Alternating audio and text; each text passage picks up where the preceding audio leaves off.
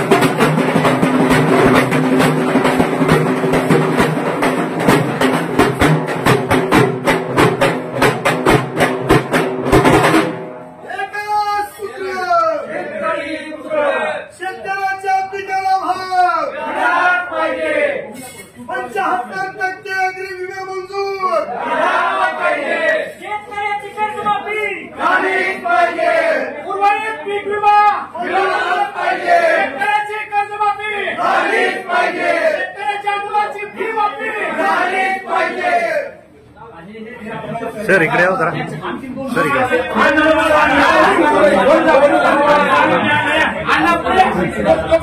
टोपी वाले घ्या।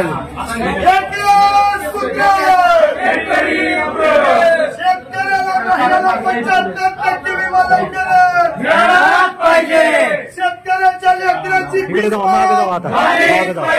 मॅडमच्या इथं इकडं अलीकडे थांबा, पाठीमागे जाऊ, जाऊ तिकडे नाही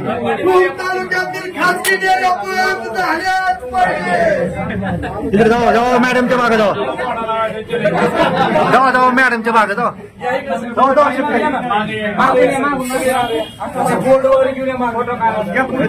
जाऊ जाऊ। असं तिरकोणी उभा करा, इकडे थोडं, इकडे इकडे थोडं, इकडे थोडं। हो इकडे उभा राहा, असे असे उभा राहा, असं जाऊ तिकडे। वापा या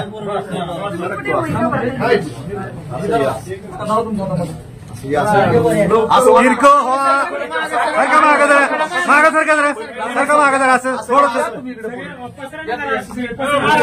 थोडस अजून सर, थोडस सर, थोडस चालेल। शेतकऱ्याचा 75% विमा मिळालाच पाहिजे, शेतकऱ्याचा राहिलेला 75% विमा मिळालाच पाहिजे। एकच सूत्र, शेतकरी पुत्र, शेतकऱ्याची कर्जमाफी झालीच पाहिजे।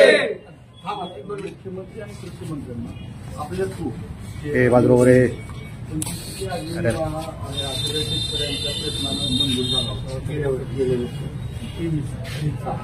आणि जर पात्रता आमची 25% असेल तर उर्वरित 75% जो आमच्या हक्काचा विमा आहे गोरगरीब शेतकऱ्यांचा 75% जर विमा आम्हाला मंजूर झाला तर किमान एका घरामध्ये 20-25 रुपये सणासुदीला येतील हा आमचा प्रांजळ हेतू आहे आणि ते आमच्या हक्काचे आहे. ही मागणी अतिशय प्राथमिक मागणी आमची ती आहे. क्रायटेरियामध्ये आम्ही बसतो. दुसरं आमचं म्हणणं आहे प्रशासनाचं काम आहे.